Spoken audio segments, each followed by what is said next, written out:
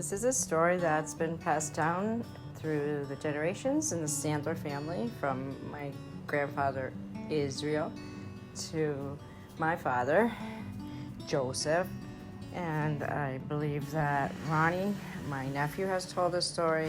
My mother has probably told the story, and I've told it a few times myself. This is the version that I like the best. They all end the same, so give it a little listen.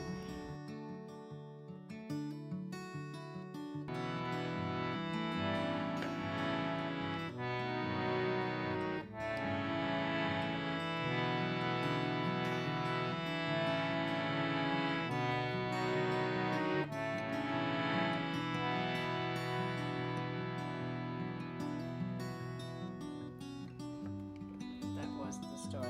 That was just the way I decided to start it today. So here we go. Long time ago, way long time ago, in a village far, far away, and I believe it was in India, there lived a woman. She was a really wicked, wise woman. She was wacky and wise and wicked smart. And she lived by herself in this village. And the village was nice. Everybody knew everybody.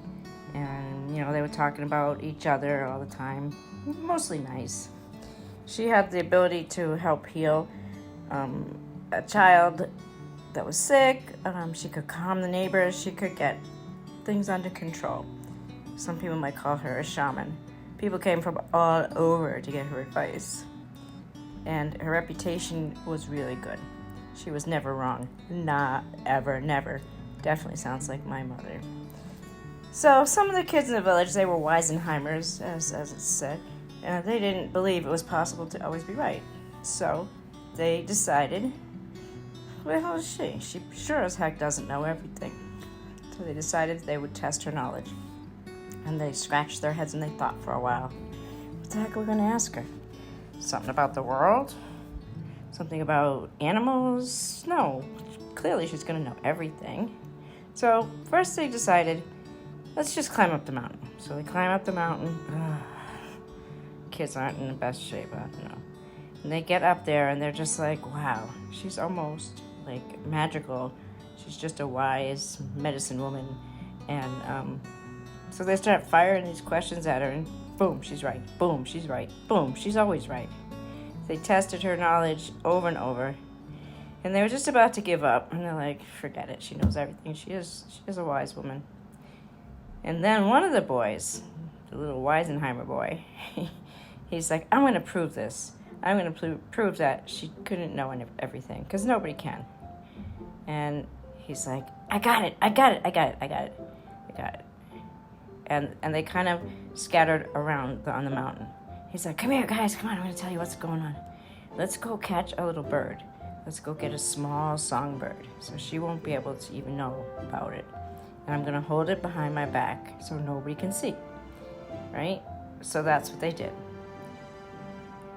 They go, they catch a little bird, a little songbird, adorable little small songbird called Chatrik bird. Yeah, that's what it's called. Anyway, so they take this bird, and their plan is they're going to hold it behind the back. And if she says, and they're going to ask her, is it alive or dead? And if she says it's alive, they're going to snap its neck, and it won't be alive. And if she says it's dead, easy, it's going to be dead. So either way, if she says it's alive, they're going to kill it. And if she says it's dead, they're going to let it live. Yeah, that's right. So she's like, oh boy, here come these kids again. She says, may I help you boys? So they're like, well, you know what? You know everything. So now, freaking prove it.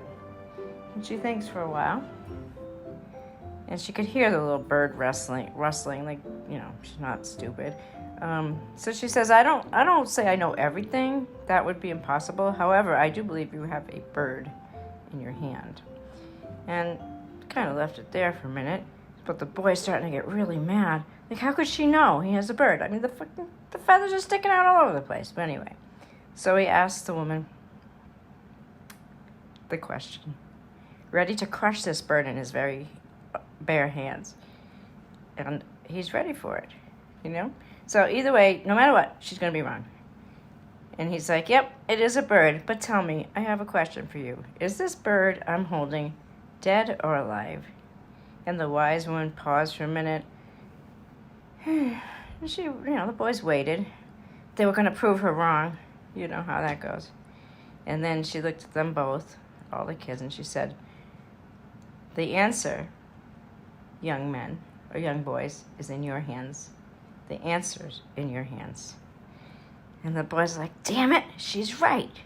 The answer indeed is in their hands." They had the power to let the bird live or die. And then that boy felt really sad and ashamed of himself.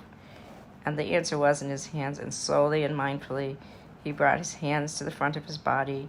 He looked into the eyes of the birdie. He said, "I'm so sorry, little one." And he just let the bird go free.